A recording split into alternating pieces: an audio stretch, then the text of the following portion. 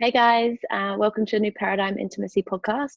I am joined here with the lovely Kevin today, and he is a visionary speaker, coach, and he has been working in the sexuality space for some time. So I've asked him to join me to talk about men working in the sexuality space and what his thoughts are on that. So I'll pass it over to you, Kevin. You can introduce yourself, tell us a little bit about what you do. Yeah, really grateful to be here, Victoria, and such a great topic that, I think more and more people are really stepping into. It's like every day I see more like feminine embodiment facilitators or men's coaches dealing with relationships, sexuality, and that whole space, especially as it relates to business and like really deep personal development, deep initiation is really where my interests lie and a lot of the stuff I've done. And I mean, for me, my journey was very much through Tantra as it pertained to just learning about myself and like trying to deal with some of the challenges of being in a relationship to the feminine. And yeah, it was never something I set out to teach. Certainly, I wanted to be a psychologist, psychotherapist, and I kind of abandoned that path and found myself doing retreats, workshops, men's work, a lot at first around like biohacking, breath work, and yoga and qigong.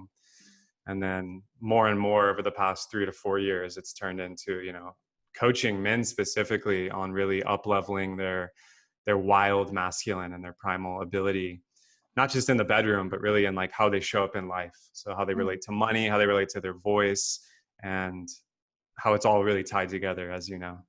Yeah, amazing. I love what you're sharing. My favorite part is when like the sexuality stuff starts to match in with business. So it's good to jam on that. One of the themes that I'm seeing with a lot of men that I've spoke to is similar to what you just said. Like they had an intention of wanting to work in a certain area, and it is like this sort of desire to go deeper with life and offer something, and then people end up in the sexuality space. So I'm starting to see this theme of like, we're going to the root of what's alive to start to work with people in general. So I'm curious to why you feel like sexuality is one of the the most important things that you could be working on in this lifetime to help people. Yeah, I mean, it really starts with, the shadow and the shadow work, which is where a lot of men start on the path, right? And for men and women in their own ways, this is where a lot of our core wounds lie. Some people have dealt with like really intense abuse and scenarios of their power being, given away or taken away and boundaries being crossed. So if you can't relate to your body, really it starts with the body, right? The body is the site of all the growth and the spirituality. And, I think something running rampant in the spiritual community that I've been tracking, because it was me at one point, is just complete disassociation and bypassing into spiritual concepts when meanwhile their body's holding a lot of energy and often trauma or just sometimes it's just unexpressed emotion. So a lot of my work really led me to Osho and that lineage of Tantra yoga and also of bioenergetics. And so it doesn't really always come directly to sexuality. Like some people need like the sexual healing, that's not what I do. But, if they're unexpressed in their relationships and their physicality, then that is easily seen to show up in why is my business not working, or why is my creativity not online, or why can I not relate to other men as a man, or like as a woman to other women. And often it's because of those boundaries and the sight of the body as I work a lot with archetypes. So the archetypes as they show up in the body, and also where our energy is stuck in the body. So there's a lot of it is like neuromuscular, like it's just straight up physical and energetic. There's no mind or thought needed. It's just really young stuff, before age 7, some of this stuff just needs to be expressed before we can come into alignment and health, wealth, and happiness. Amazing. And what are your thoughts on I can see that there's a really powerful journey you're creating with these men. Do you work with women as well?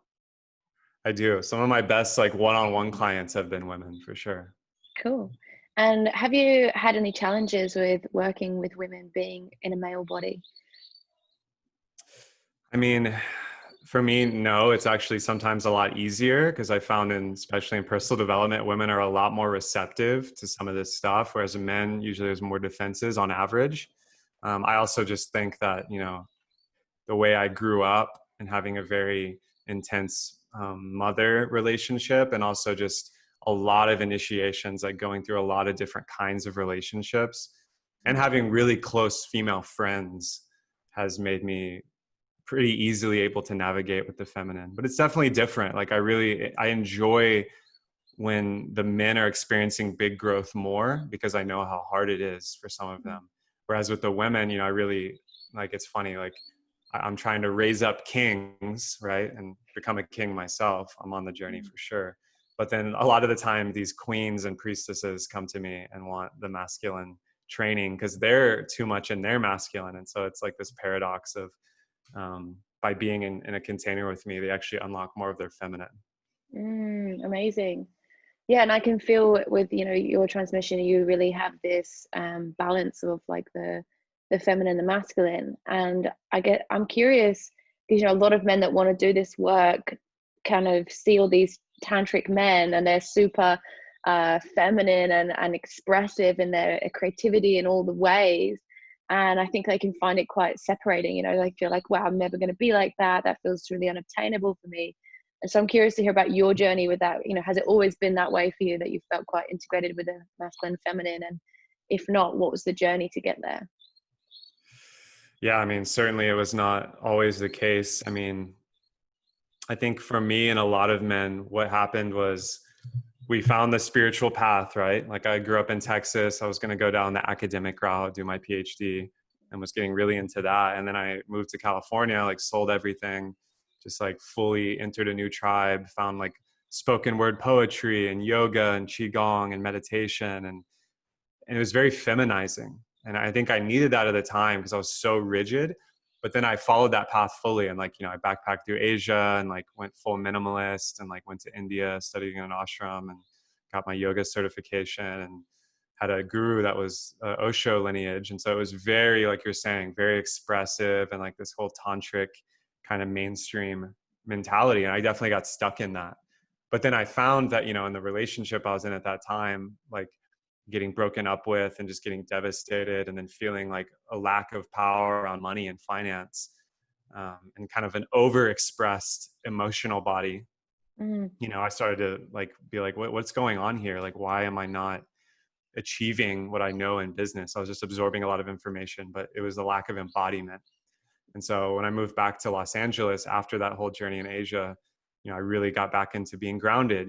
Vegetarianism wasn't for me, just only yoga wasn't for me. I got back into like weightlifting, learning sales and marketing, founding a brand with my two brothers, Mystic Misfit. And we started doing a lot of trainings and workshops and retreats. And that's when I got really into more of the men's work and really started to get initiated. One of my mentors, Elliot Hulse, we did a lot of training with him around bioenergetics and grounding camp, all about like bioenergetic grounding.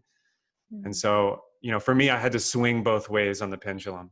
And now, I still err on the side of being in more of the masculine because it's more comfortable, and it always was. It's just when we're seeking answers on the hero's journey, it's often that we go into the underworld to discover the other side, which for men is the feminine. Like for a lot of men, expressing their feelings, being artistic, being expressed, being in some of the more feminine energy types, is an initiation, and it's a journey that a lot of men have to take. But the key is to come back and integrate it.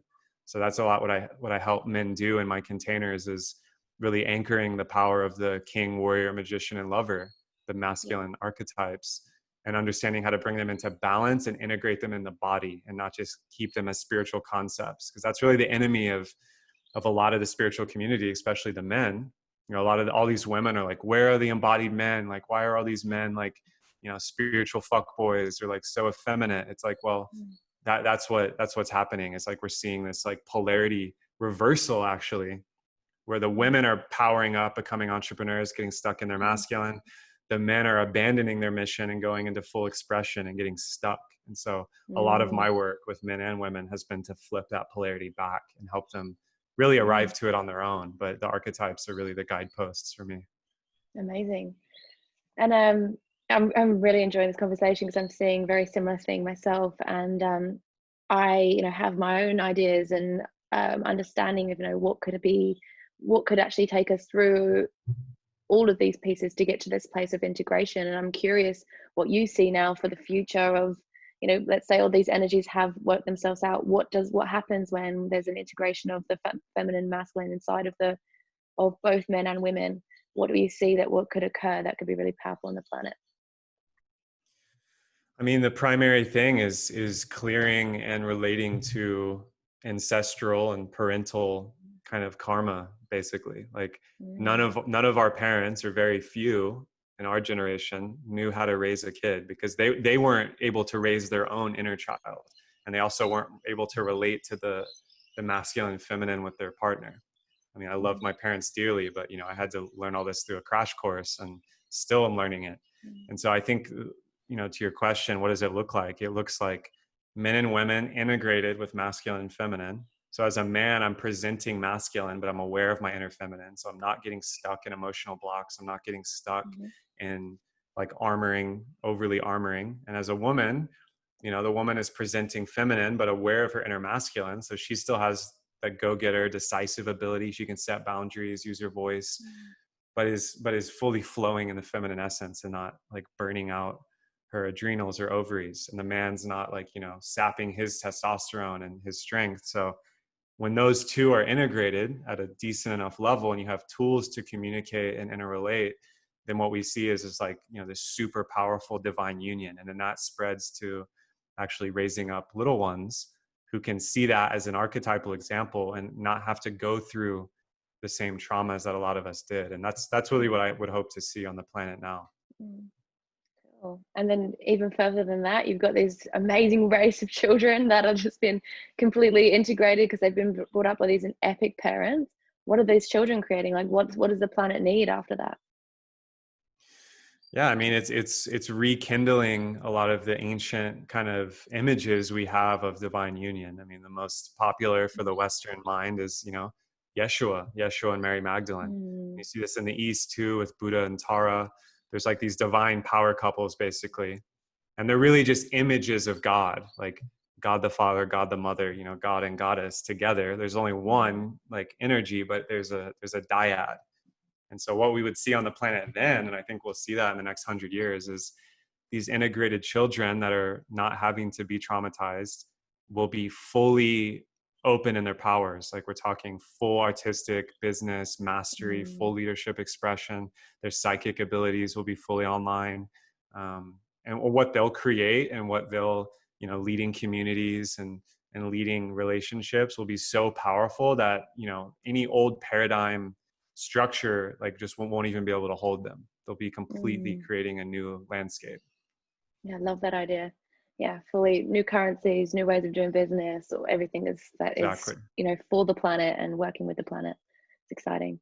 It's always fun for me to meet a fellow visionary than just go to the biggest extreme of everything sorted. What would it look like? That's my favorite space to play in. So yeah, I guess really what I would love to hear from you is like, what is the work for men right now? Like we've kind of gone to that extreme of like anything's possible, what would occur now, like coming down to the nitty gritty, like you're working with men on a daily basis. I would love to hear from you. What is the insights that are going to help men, like 3 major things that they're coming up against right now? Yeah, I mean, what I see the most often is men who, want to be entrepreneurs or want to go into business for themselves, or at least they want more freedom in their job and their career and purpose.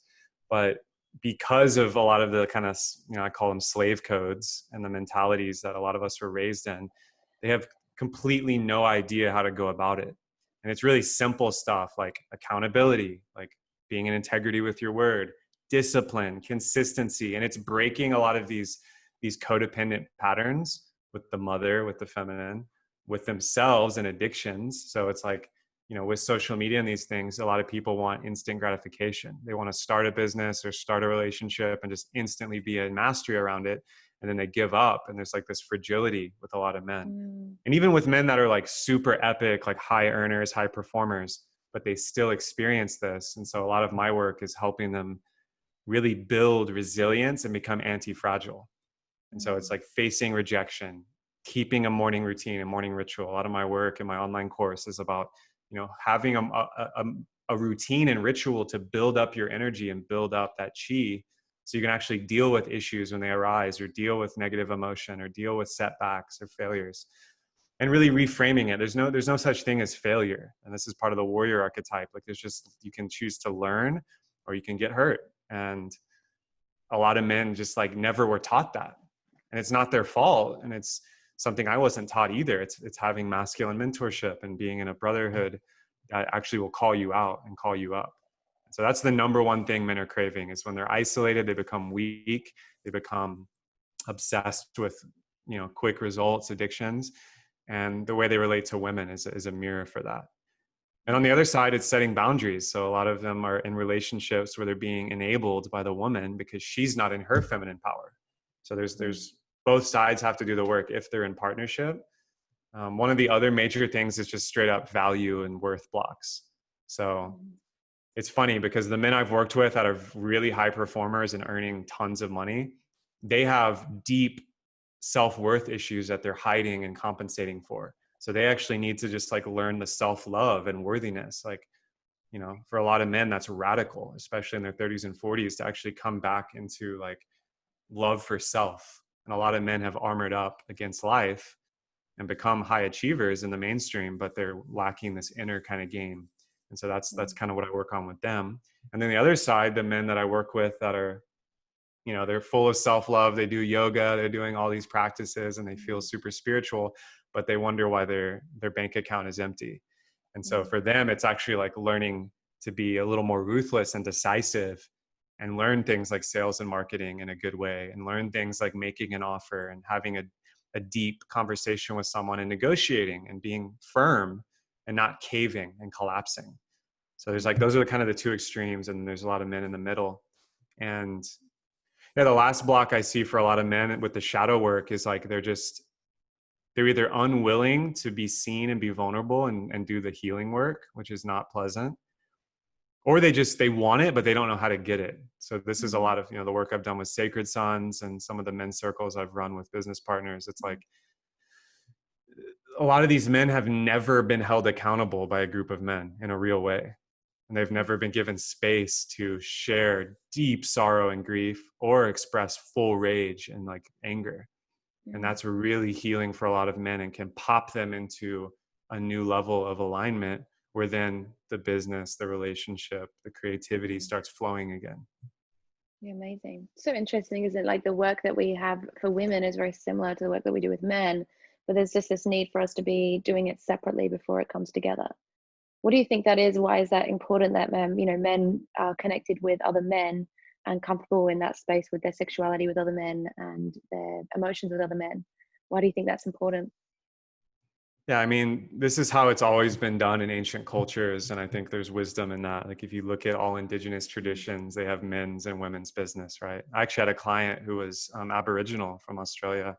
And she was telling me all about like the men's and women's business in the tribes, and how like it was forbidden actually to go to the women's tent or go into the men's hunt, by the opposite sex. And some people, I think this postmodernist PC kind of culture in the West, especially in the States, is just destroying a lot of this medicine, because the idea that like, well, it's a men's circle, but I'm a woman who identifies as a man, and I won't go into all of that, but I think that is not a good idea, is what I'll say, because there's certain things that a man can only share or only be brought into with men. And there's certain things that a woman can only share, only be seen in with women. And that's very healthy, because then you build this camaraderie and the brotherhood and the sisterhood, and you do the healing and you do the empowerment. And then you can have a functioning tribe with functioning relationships, with functioning chieftains and parents, etc.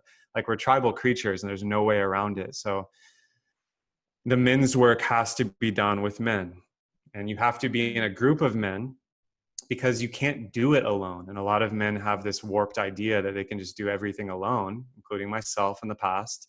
And it doesn't work. Like, isolation breeds loneliness. It breeds a lot of addiction. It breeds a lot of shadow enabling.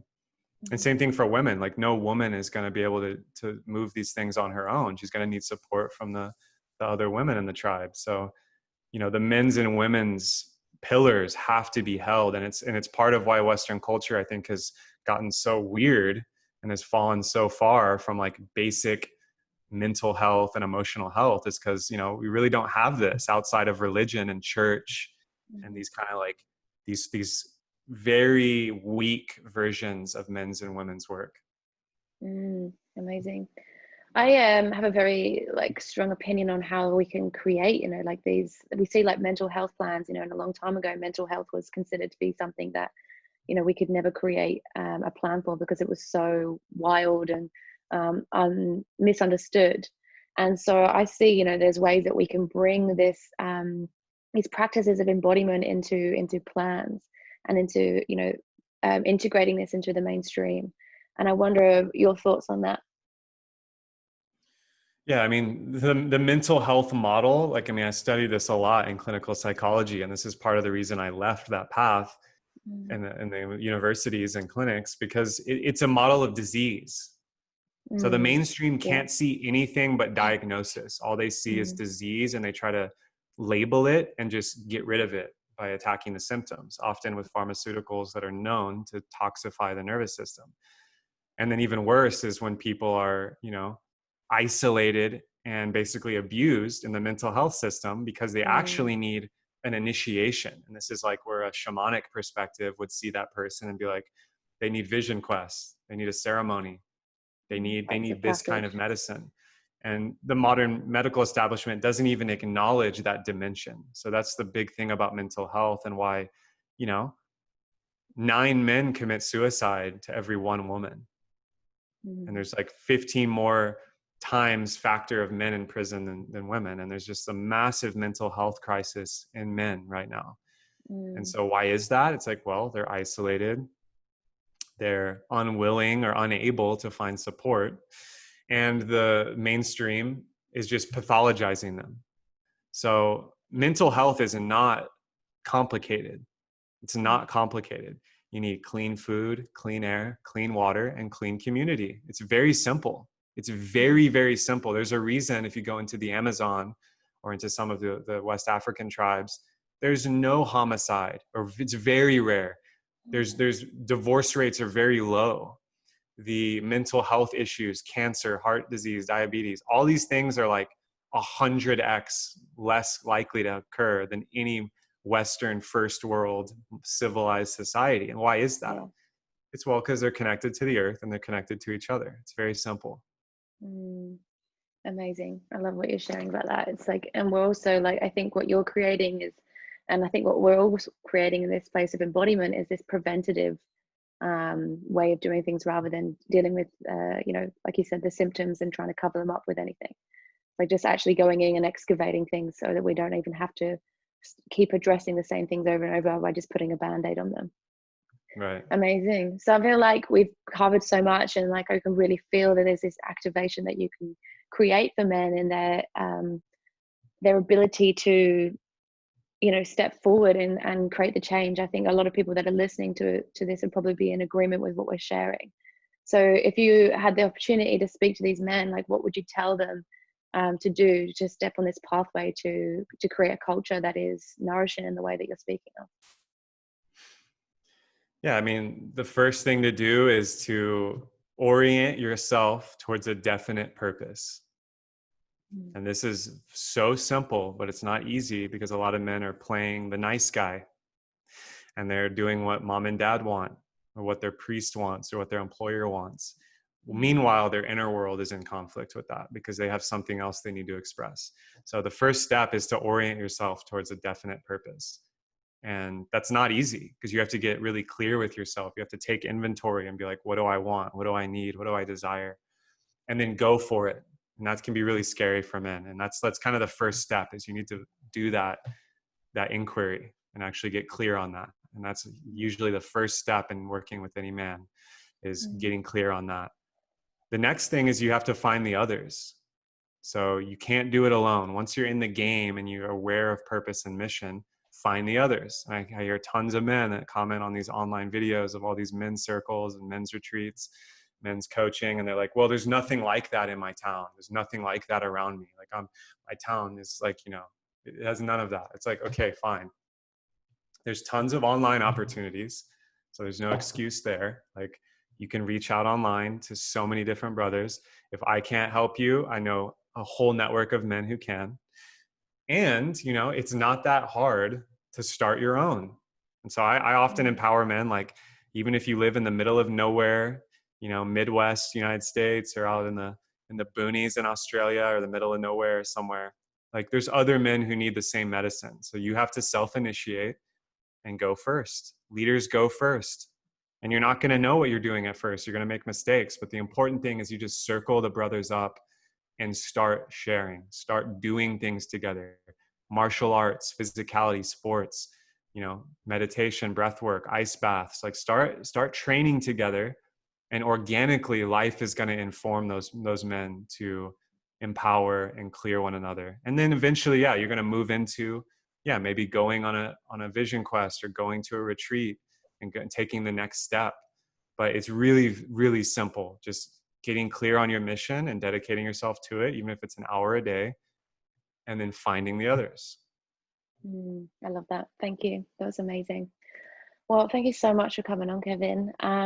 If there are any men that are dropping into the journey of sexuality and leadership in this way, I have the New Paradigm Intimacy opening up to men this August. So if anyone's interested in that, please get in contact with me. And Kevin, is there anything that you want to share about how men can work with you?